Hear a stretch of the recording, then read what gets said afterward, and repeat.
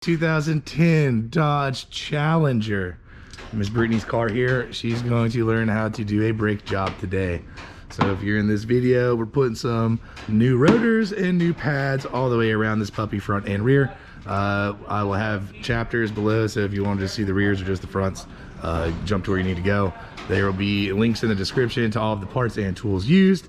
And here we go. This girl shows up with a magneting koozie for the lift and a pomegranate beer. All right, so rear brakes. We're gonna need a flashlight for this. Let me grab a flashlight. Dag nabbit, we'll be right back. Beep beep. All right, so the only difference really in these rear brakes, which will still show Brittany doing it, but the calipers up here is a 15 instead of a 13, and it has an 18mm nut on this side that you have to hold whenever you remove it. But we're gonna show Brittany doing the brake job here real quick. So we're gonna start with an 18 on there and a 15. It maybe get a little grimy and tough to get on, but there you go. 18mm, 15mm ratchet. Put some muscles in it. There you go, good job. So we're gonna take the top one out and we're gonna take the bottom one out. And then that caliper will pop off just like the front side. That caliper bolts are out. So now she is going to remove the brake caliper. Oh yeah, there you go. Bam. All right, so now the pads come out just like the other ones. You pop them out. There you go. And then just like the other side, this caliper bracket's held on with two 18mm on the back side, which will be down yonder. 1 and 2 down there. So she's gonna take those off and pull off the caliper bracket. Look at that form. It's not moving. I can't. You're killing me, Smalls. No, it's okay. You're killing me, Smalls. Hey, I at least got the other one. Ooh, this one. Yeah. Yeah, come on, Shane.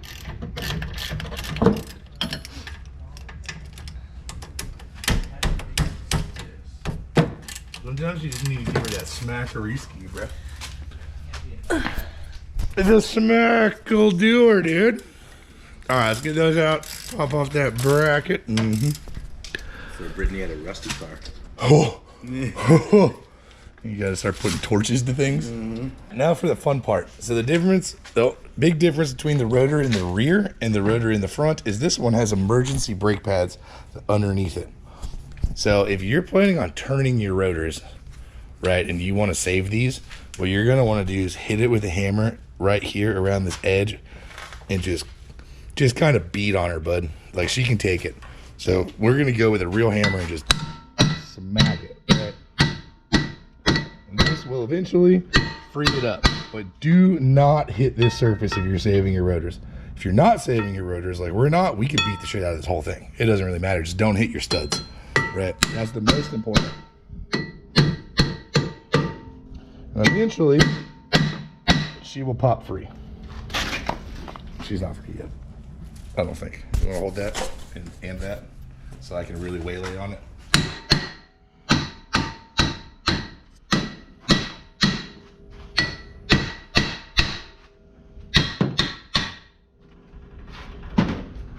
Wham, bam, donezo. Just like that. All right. You do now you can. You're gonna use the wire wheel. Brittany gets so excited about power tools, and I just like to let her use the old hand at Scotch Brite.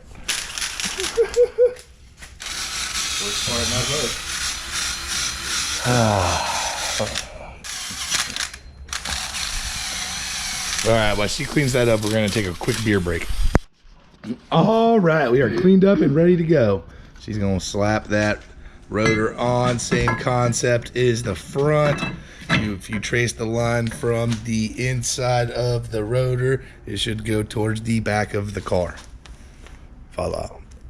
All right, and let's feel it. I do love that this is not covered in machine oil. So there you go. Rotor is on. Now caliper bracket back in place. There you go. So with the caliper bolts, don't forget you got to put your Loctite on. Good job. Oh, that's a lot of Loctite. Put it a little bit further up the bolt though. So like whenever it screws in, it's gonna bind it. up here is where the torque's going to be. So that's kind of where you want it. I mean, it's fine. It's going to work. Put it upside down so in the lift it'll run down. You just put, whoever takes that off again in the future is going to hate you. Probably me. Yeah, you're going to hate yourself for that one. Oh, she's getting that torque in. That is the good torque spec right there. There you go. Nailed it. Got the caliper bracket back on. She can load the brake pads in. The one complaint about this Detroit auto kit that came is the brake pad, I don't know what you really call those little metal retainer things, but those are not the correct ones for the rear. They sent 2 sets to the front. So otherwise, the rest of the Detroit axle stuff is really quality. And I've always heard they make good stuff. So pads slide in just like the front. Now here's the one difference on the rear, or I say the one, this is the second difference other than the caliper bolts needing a wrench in a thing, is our awesome brake caliper depressing tool doesn't fit in these rear ones, so we have to do it the old school way. So if you're curious on how to press a caliper without a tool, she's about to show you. It takes one C-clamp and one old brake pad. You put the non-braking surface against the piston, and then you put the C-clamp. You unscrew it enough to where you can center it, and then you just crank her down and squeeze it till it's flat. Oh yeah, look at you go. Now you just crank her down, bud.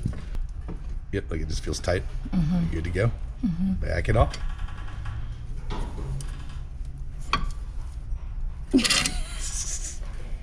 Too tight, too tight, too tight.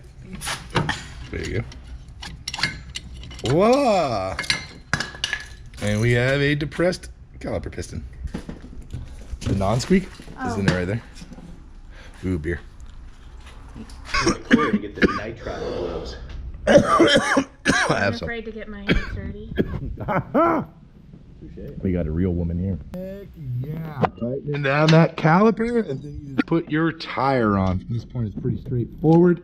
So the only other thing to keep in mind is when you get back in the car, you got to pump the brakes. Otherwise, it's going to feel real weird the first couple times you hit them, and it's not going to stop.